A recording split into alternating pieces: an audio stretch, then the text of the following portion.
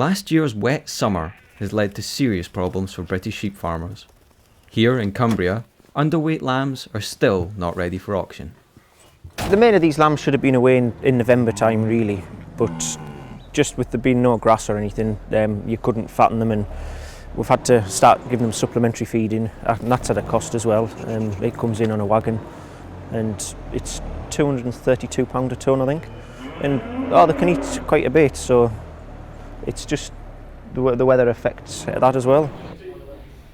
Well, what's happened this year is because the weather conditions were so bad, it really affected grass growth during the summer and the early autumn, and it really it slowed down the growth rates of lambs, and what it led to was our normal annual peak of production that slipped back by about 6 to 8 weeks. And the problem with that was that it clashed with two other things. One was the very poor conditions for export, so it really we were seeing fewer lambs being exported at that stage, and it also clashed with a higher than normal volume of New Zealand lamb coming into our markets as well. So there was a triple storm in a way of those three things coming together, and sadly it's really brought the price down, and again some farmers are really suffering because of low lamb prices just at the moment.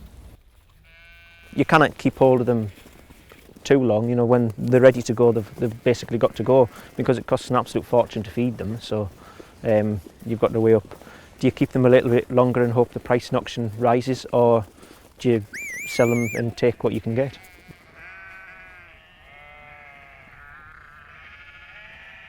They should all be nice and fat, but look at that one, it'll have been bothered with liver flukes, so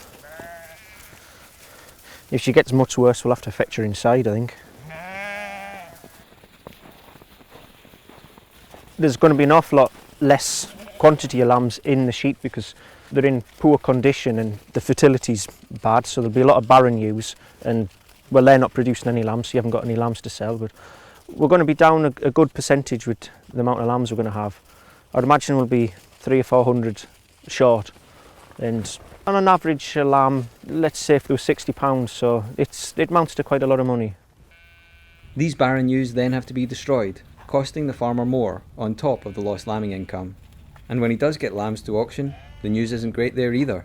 The price is poor at the moment, the market seems to have slumped quite a lot.